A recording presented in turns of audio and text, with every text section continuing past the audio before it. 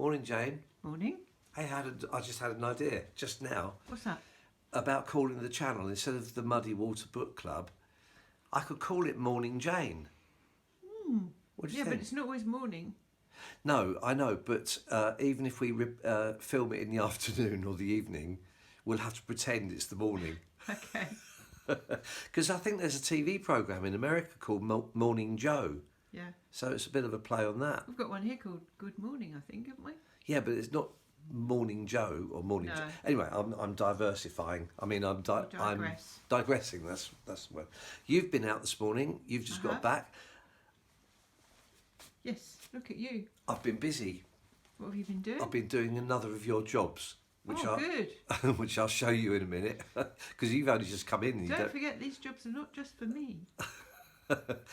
You've just come in. You don't know what I've done yet, but I'll show you in a minute. Okay, I can't wait. I'm going to do a talk about, actually go back to a little bit about HiFi today. I'd like to, because that's what the show's all about. it is. And I've just been down to the boat to clean out the bilges, because we've had a lot of rain recently. And while I was down there, the other day I showed my little system that I've got on the boat, and it really does sound very good. And so I went down there and I just put on Qobuz, the first thing that came up of a new release, and it's Eric Bibb. And it was just absolutely brilliant. I came home and I listened to it on the system here, because you were out, I could have it nice and loud. And it is just a really good album. I'd really recommend it. Sounds great.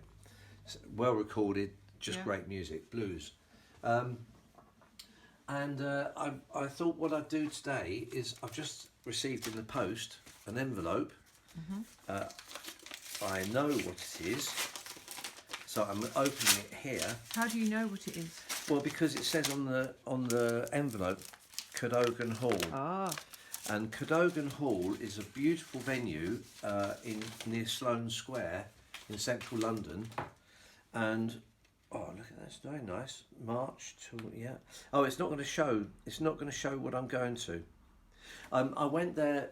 I think it was January last year to see Lyle Lovett, and I went there for the first time. It's a really, really nice venue, and I love Lyle Lovett. And he had in his band Leland Sklar, the bass player, and he's just great. Follow him on YouTube. He's got his own channel. It's really good. He's the guy with the big white beard, and he's played with so many musicians. He's a really entertaining and interesting person. And I'm going to go to Cadogan Square again soon in March, so it might show it in here. It's Ron Sexsmith, if anybody's heard of Ron Sexsmith. I hadn't heard of Ron Sexsmith until I got this Harry Nilsson tribute album just after his death, and there's a song on it that's sung by Ron Sexsmith, and it's called Good Old Desk. And when I heard that, I thought, who is Ron Sexsmith? So I found out more about him. I have seen him live. He's quite a shy person, but a really good singer-songwriter, and I saw him in Cambridge, and he's going to be at Cadogan Square, Cadogan Hall next month, and I'm going down there. And this is an example of Ron Sexsmith's album. Highly recommended. Really good singer-songwriter. And the song Good Old Desk reminded me to say something about the Good Old Desk, which was written by Harry Nilsson. I went to Harry Nilsson's school and I sat at his good old desk at school. Wow. Yeah, I know. It was very cool. I was in Los Angeles for another reason. Music. I went to go and see Gilbert O'Sullivan, but his concert was cancelled. But anyway, that's another story.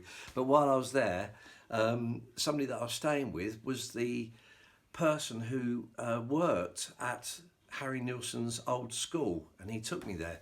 And that's just a really excellent experience that I had. Come this way, Jane. I'm going to show why I've got these trousers on. I've been working Good. while you've been out. Come this way, come this way. Look, You've put my vacuum cleaner up. because it was there, but The we door can't. wouldn't open. We can't have it there because of your new. Yeah. See, one job leads on to another, and I didn't swear. I just got on with it, and but I didn't clear up. Oh no, you've only partially done the job. Yeah, then. well, that's a pink job. Don't That's the know pink about job. that. This is the blue job. How could you have put that there with the Hoover right in your hand? Well, I forgot really. That's the real reason I forgot. I've just noticed it. Now, can we go back to the HiFi? If you wish. Okay. Because I wanted to just give a little update on how it's sounding. It is really, I'm really happy with it.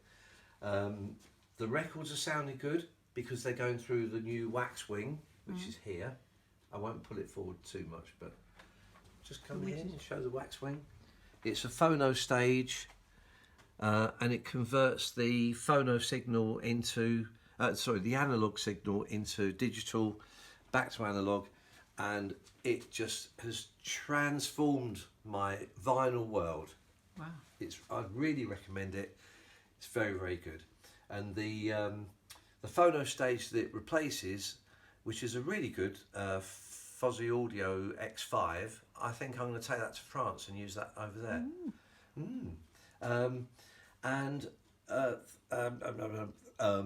Lots of ums. Yes, come back this way. I'm going to do an unboxing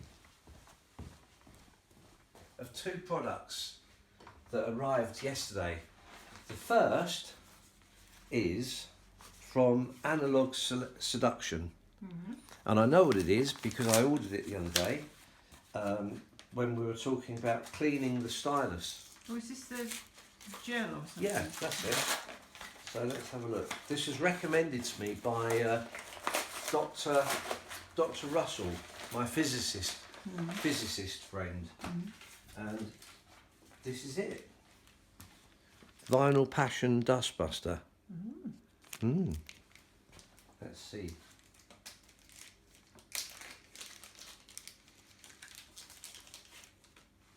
Let's have a look. Can you see? Oh, blimey, it's straight. Oh, look at that. Can you see that all right? Yeah. It looks weird. Anyway, what Dr. Russell recommended that I don't do is to lay that on the platter, because the platter will have a micro movement even you're just lowering the stylus down into it and lifting it up. If I've got that on the platter that can rotate very slightly, it could damage the stylus. Right. So he's recommended that I put it onto a solid surface like a book or something that's on the main body of the turntable, then lower the stylus and back up again. So I'm looking forward to trying that. And now this is my new SMSL PL150 CD player, which I've read so many good things about it, and when I was first looking to get one, it wasn't available unless you pay a premium because it was rare. And I just looked the other day and it's there, and I pressed the button. So easy, isn't it? It is so Press easy, that yeah. button. I know. Nice. What are they? I don't know. Ooh, Business card? I don't know. I don't know. Ooh.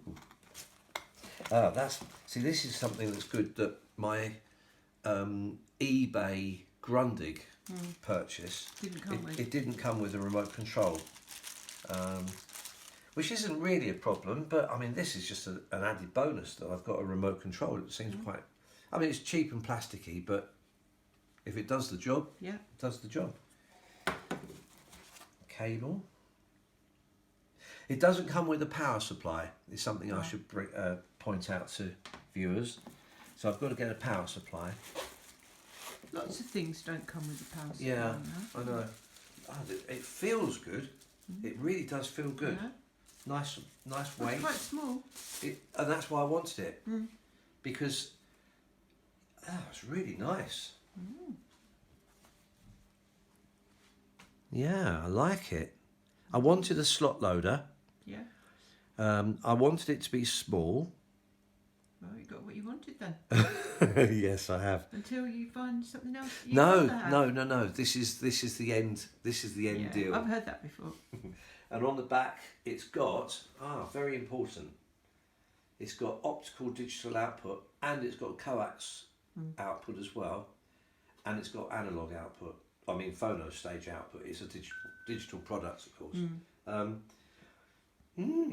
Can't wait to try it. Can't wait. That really does look good. I'm really pleased with that. Oh, okay. I think the phone's doing something, so I think we'll have to wrap up. Yeah. Yeah. Thanks very much, Jane, for doing this. Just finish on like a picture of a picture. You choose. Okay, that one. There you go.